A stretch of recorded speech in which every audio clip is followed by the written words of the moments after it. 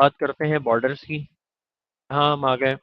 हम बॉर्डर देते हैं फॉर एग्जांपल, ये जो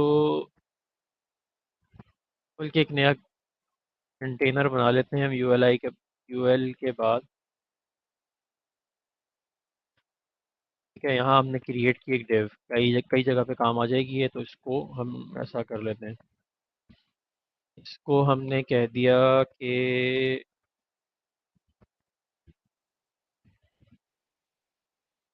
इनसाइड बॉक्स। डिव क्या है? डिव एक तरह से समझ लें कि कंटेनर, एक एलिमेंट, एक एलिमेंट है HTML का, जो कि क्या करता है, एलिमेंट्स को रैप करने के लिए यूज़ होता है। एक काइंड ऑफ कंटेनर है या एक एम्प्टी बॉक्स है। इसको जिस तरह चाहें आप इसका शेप चेंज कर लें, इसका साइज़ डिफाइन कर लें, इस पर जिस तरह की स्टाइलिंग अप्लाई कर लें। मेरा ख्याल से अगर ये कहा जाए कि मोस्ट वाइडली यूज्ड एलिमेंट या सबसे ज़्यादा किसी भी पेज में, किसी भी वेबसाइट में यूज़ होने वाला, किसी वेब पेज में यूज़ होने वाला एलिमेंट डिव है, तो ये गलत नहीं होगा। फॉर एग्जांपल अगर हम यहाँ आते हैं, तो यहाँ अगर आप गिनना शुरू करें एलिमेंट्स को, तो सबसे ज़्यादा आपको जो है वो डिव्स ही नज़र आएंगी। तो यहाँ कुछ अगर हम चलना शुरू करें, फॉर एग्जांपल ये स्क्रिप्ट्स वगैरह ख़त्म हुई, तो ये डिव्स आ गई। अब डिव के अंदर जहाँ टेक्स्ट वेक्स्ट है वो तो अपनी जगह होगा, लेकिन उसके अलावा आप देखेंगे तो इस डिव के अंदर डिव्स हैं, और इन डिव्स के अंदर फर्दर डिव्स हैं।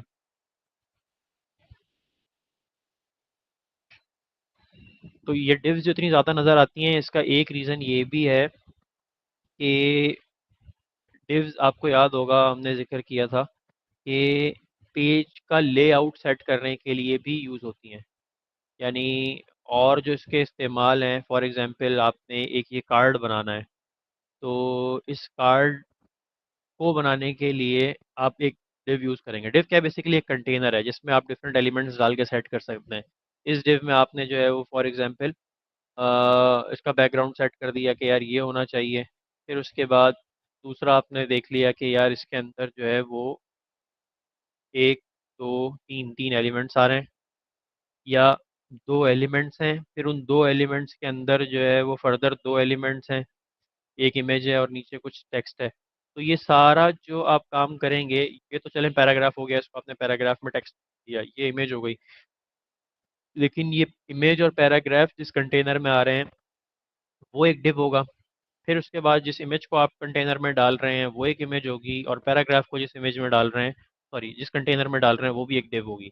इसी तरह यहाँ ये जो ऊपर एक स्टेटस बार या एक स्टेटस बार ही ऑब्वियसली शो हो रही है, इसको भी अलाइन स्टाइल करने के लिए, इसको डिज़ाइन करने के लिए आप क्या यूज़ कर सकेंगे? हो सकता है कि मल्टीपल डिव्स आप यूज़ कर रहे हो।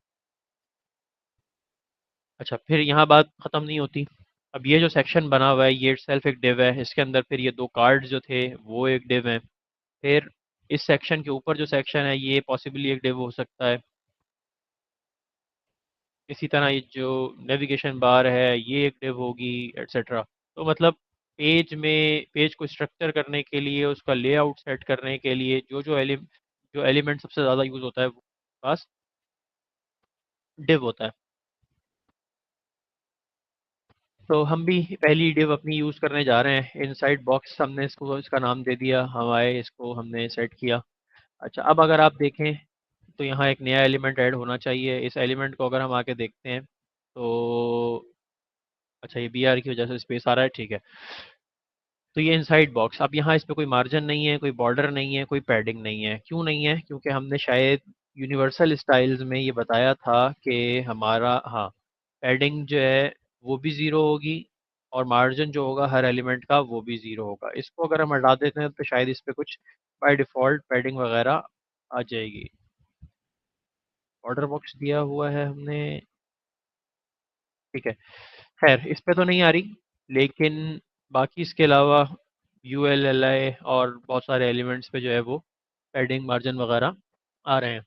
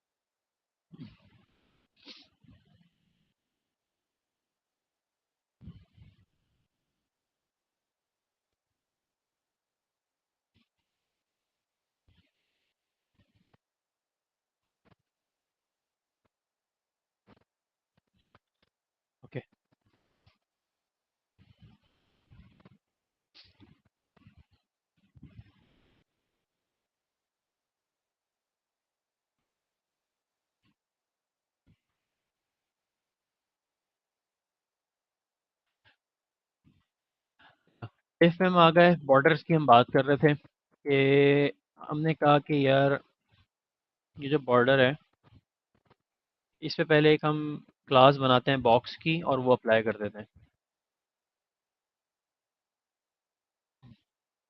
तो यहाँ एक और चीज़ बता देता हूँ कि अब तक हमने सिंपल सिलेक्टर्स तो देखे थे कि क्लास सिलेक्टर होगा तो वो इस तरह डॉट करके हम अप्लाई कर सकते हैं।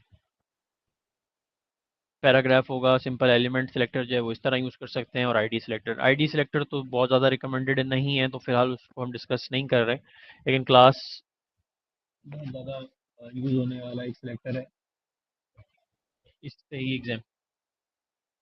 एक पॉसिबिलिटी यहाँ और होती है, इससे क्या होगा कि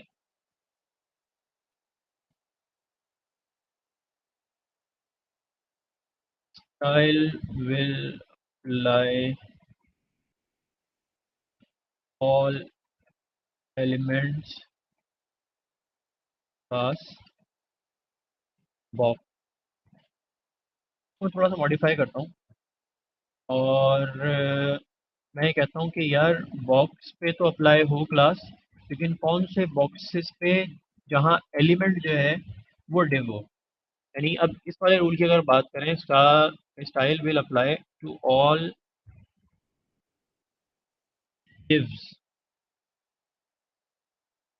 विद क्लास बॉक्स। पहले एक काम करते हैं, इसको लेके चलते हैं, बंद कर देते हैं, तो देखते हैं क्या फ़र्क पड़ेगा। हमने कह दिया बॉर्डर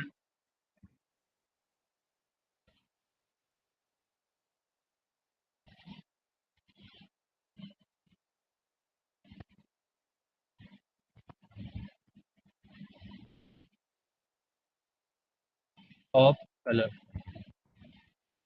बॉर्डर टॉप कलर को कर दिया हमने ब्लैक। बॉर्डर टॉप,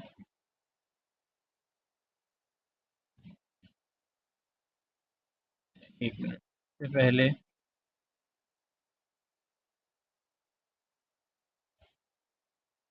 को हमने सेव किया और यहाँ आके डिव को हमने style pass they the box की, बॉक्स किया।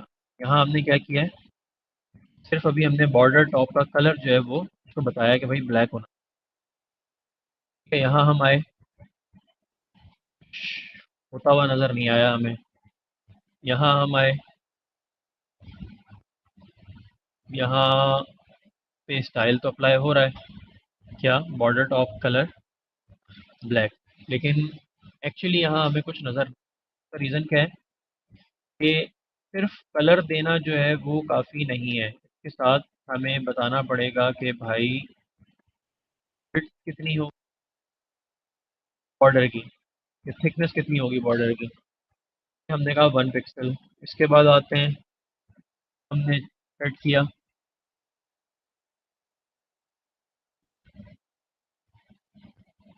आगे बढ़ते हैं, कहा बॉर्डर टॉप स्टाइल सॉलिड करते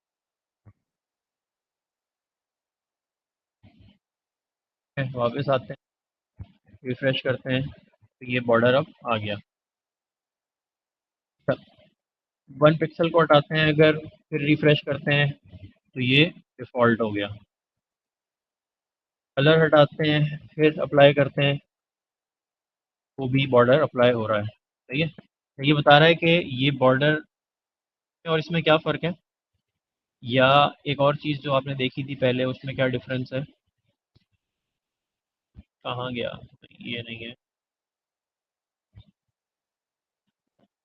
ये देखें, इसको मैंने होवर किया, ये तो एक्टिव है, ये एक्टिव है लेकिन अप्लाई नहीं हो रहा। एक्टिव जो पता चल रहा है वो कहाँ से चल रहा है, ये जो चेक बॉक्स नज़र आ रहा है आपको लेफ्ट हैंड साइड पे, ये चेक बॉक्स है कि ये अप्लाई हो रहा है, एक्टिव है, लेकिन क्या होगा इसका इफेक्ट, स्ट्राइक थ्रू आ गया।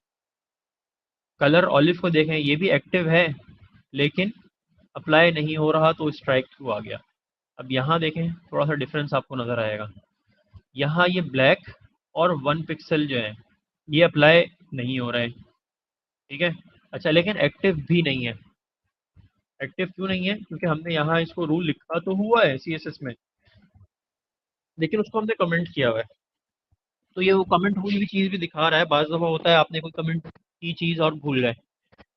अब क्या हुआ, आप इसको रिफ्रेश किए जा रहे हैं, ढूंढे जा रहे हैं कि यार मसला क्या है। तो अगेन आप इंस्पेक्ट पे आएंगे, इंस्पेक्ट पे आके पहले ये चेक करेंगे कि इस पे वो स्टाइल पहुंच भी रहा है कि नहीं पहुंच रहा। हो सकता है कि वो स्टाइल लिखा हुआ ही ना आ रहा हो, ठीक है, बॉर्डर यहाँ लिखा ही नहीं हुआ, तो इसका मतलब तो ये है कि आपने प्रॉपरली उसको टारगेट नहीं किया।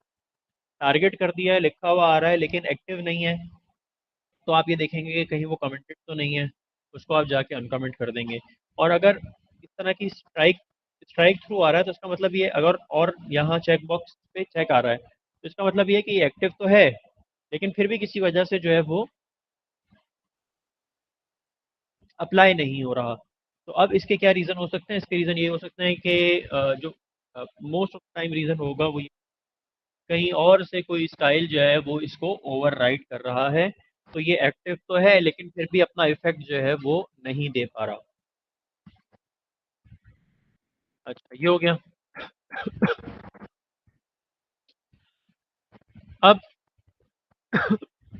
मैंने कहा कि हाँ यार ऐसा कर लो, ठीक हो गया। होल्ड दैट, ब्लैक की जगह मैंने कहा यार आप कर लो ग्रे।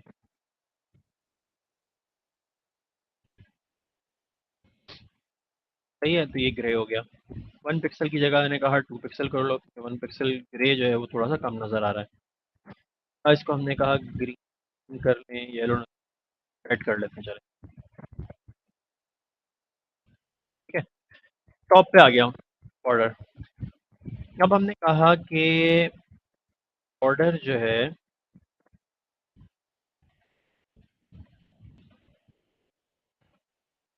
बॉटम,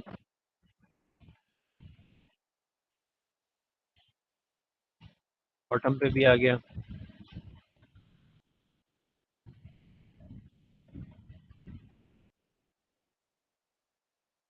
राइट पे हमने करना चाहा, राइट पे भी आ गया, ठीक है। अब यहाँ भी देख लें आप, बॉर्डर आ गया, रह गया लेफ्ट।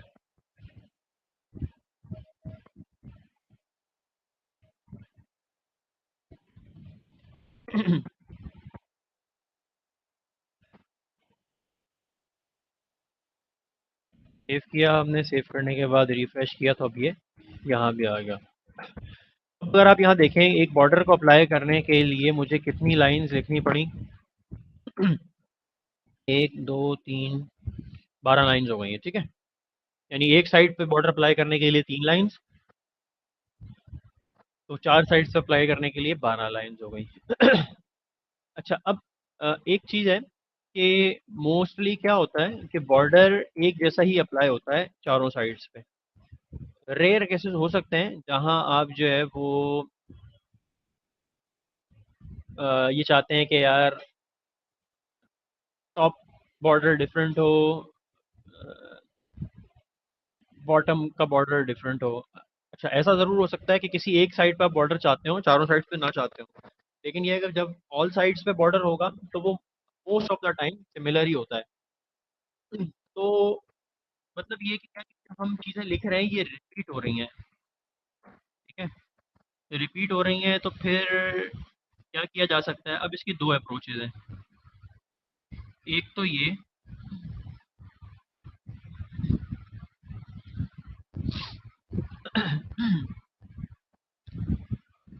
कि आप ये 9 लाइन्स हैं इनको,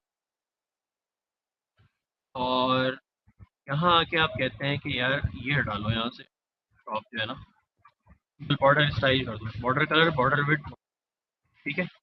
क्या हुआ? ये सेम रहा। इसलिए दिखा देता हूँ कुछ। रेड से हमने कर दिया ग्रीन, कर दिया, चले ग्रीन, येलो नज़र नहीं आएगा, ग्रीन ही सही है।